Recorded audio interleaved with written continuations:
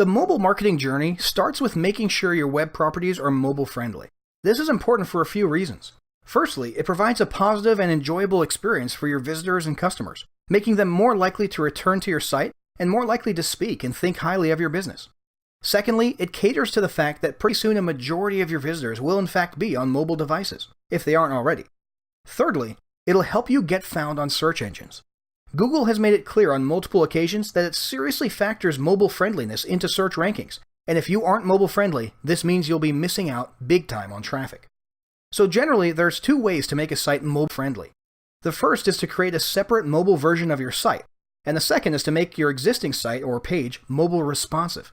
We'll look at each of these. So until recently, the first option, having a separate mobile version of your site or pages, was more common.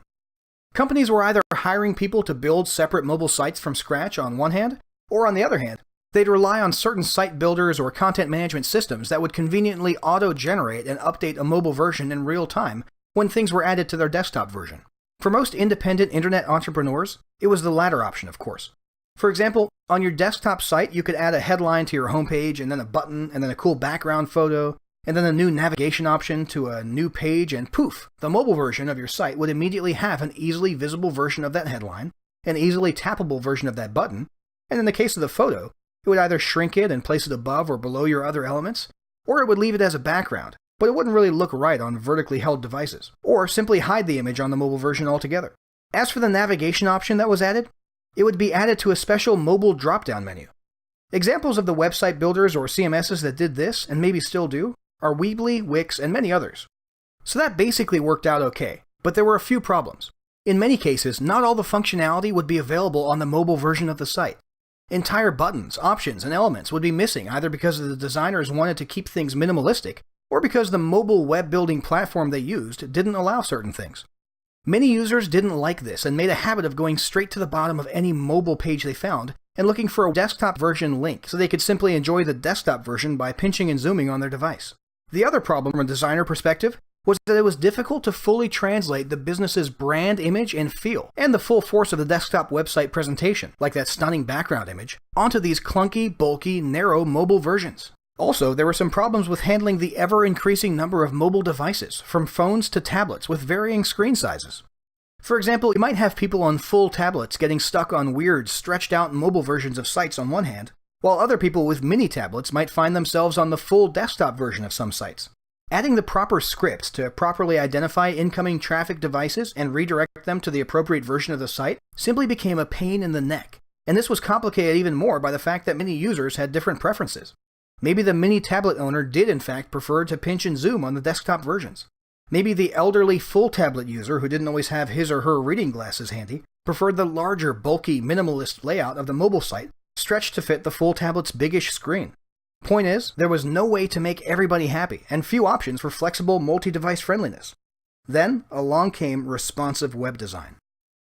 So the question was this: rather than have two versions of a site and struggle to please the vast numbers of new screen sizes and devices, what if you could have just one version of your site that could then magically shrink and adjust in direct response to the size of the screen that it was being viewed on? The industry produced what were called responsive sites, and they immediately caught on. Depending on what type of CMS you use today, the mobile responsiveness might vary. An ideal responsive site will do the following. Headlines, paragraphs, and text in general will have their font size and layout adjusted to look perfect on any screen and fill it from left to right. Background images, depending on the settings chosen, such as centered versus stretched, will adjust themselves appropriately to be reasonably visible on all devices. Image elements will shrink to fill the screen from left to right. Other elements like buttons or product images that may be arranged in a left-to-right multi-row matrix or grid on a desktop site are rearranged to be stacked on top of each other in a way that fits any mobile device. For example, if you have 12 product images, each with a buy button below it, arranged in 3 rows of 4 images, then on a mini tablet, those rows might be adjusted to 6 rows of 2 images. And on a smartphone, they might become a single column of one stacked on top of the other, while keeping their original left-to-right sequence or order and keeping the respective buy button under each image.